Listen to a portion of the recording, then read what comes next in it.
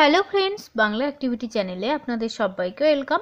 SSC 14,339টি শূন্য পদের জন্য মেধা তালিকায় নাম 13,334 জনের। কাউন্সেলিং সম্পূর্ণ 8,900 জনের। বুধবার অর্থাৎ আজকে শুনানি উচ্চ প্রাথমিকের।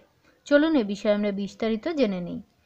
অবিলম্বে নিয়োগের দাবিতে ফের রাজপথে নামলেন 2016 উচ্চ প্রাথমিক চাকরিপ্রার্থীরা।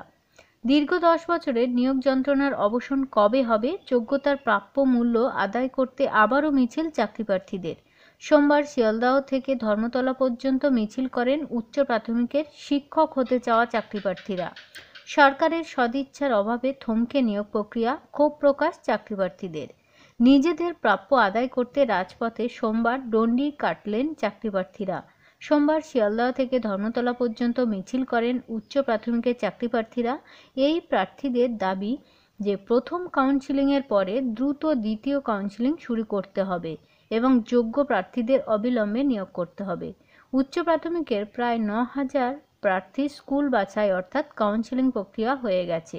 দ্বিতীয় দফায় প্রায় 2,000 প্রার্থীর কাউন্সেলিং প্রক্রিয়া বাকি আছে। সোমবার শিয়ালদহ থেকে SN ব্যানার্জি রোড হয়ে ধর্মতলা ওয়াই চ্যানেল পর্যন্ত আসে ওই মিছিল। দফায় দফায় রাস্তায় বসে পড়ে বিক্ষোভ দেখান তারা এবং ধর্মতলায় ডরিনা ক্রসিংয়ের রাস্তায় বসে বিক্ষোভ দেখানো হয়। চাকরিপ্রার্থীরা কিন্তু বিক্ষোভ দেখাচ্ছে ডরিনা ক্রসিংয়ে বসে। তাতে ধর্মতলা সংলগ্ন বেশ কয়েকটি রাস্তা কিছুক্ষণ অবরুদ্ধ হয়ে থাকে। নিয়োগ প্রসঙ্গে চাকরিপ্রার্থী সুশান্ত ঘোষ জানান, উচ্চ প্রাথমিকের 14,339টি শূন্যপদের মধ্যে মেধা তালিকায় নাম উঠেছে কত না 13,334 জনের। এর মধ্যে 8,900 জনের প্রথম কাউন্সেলিং হয়ে গেছে, দ্বিতীয় কাউন্সেলিং বাকি আছে। বুধবার উচ্চ প্রাথমিকের নিয়োগ সংক্রান্ত শুনানি আছে, অর্থাৎ আজকে। দেখা যাক কি হয়।